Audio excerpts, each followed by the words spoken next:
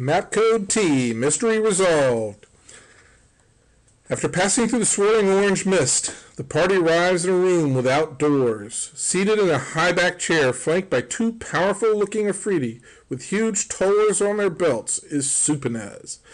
Lucien sits on his lap, and we're using this great painting by David the Younger Tenaers to be Suponez, and yeah, I think that does it. I like that as Suponez. And around him is a dragon's hoard worth of treasure.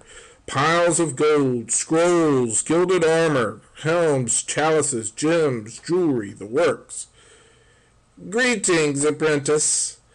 You have graduated from your teachings and are ready to forge your own way in this magical world. I'm sorry to have put you through such stress, but I had to be sure that you were capable of taking my place as mage of this town. The city requires a knowledgeable mage to consult on magical matters. You have proven you are well on your way to being able to fulfill this role. And I must leave the city, and this plane for that matter, to fulfill my debt to Asmodeus. It was he who granted me my magical knowledge in exchange for my soul 10 years ago. Much like my father before me, a day of reckoning now comes, and my time here is at an end. Fortunately, I have not wasted this gift, the gifts the Lord of Hell granted me, and he values my service enough to make me his ambassador to the city of Brass.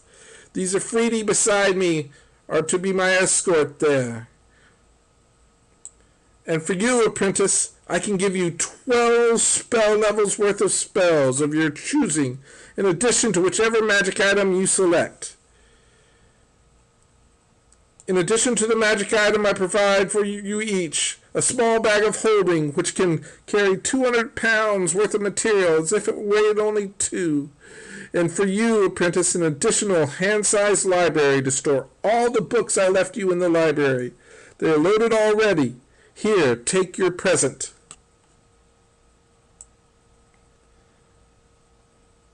But before the clock starts ticking, one last gift. Choose. Suponez nods to Lucien, who brings forth an array of magic items.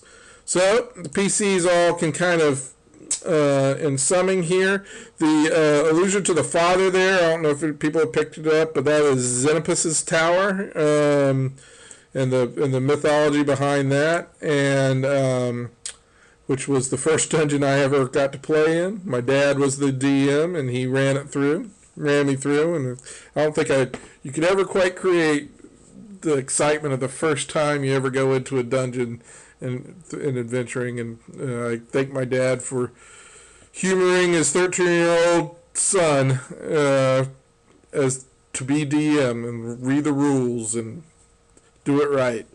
So, in honor of that great moment in my life, I have named our mentor here, Suponez, as the reverse spelling of Xenopus. And so, the party goes through, and I think Robert took a +2 magic shield, Grazel took a +1 longsword, Autumn took the 6 fireball missiles so that she could blow up a room of lizardmen next time without having to get killed by them. And then Clay took the staff of cure moderate wounds with 50 charges, which is that's a nice little cleric benefit. And so yeah, I had a lot of fun running the characters through this. And then when it was all over, when the party finishes selecting their gifts, Suponez casts a spell, and the party teleports to the street outside the tower.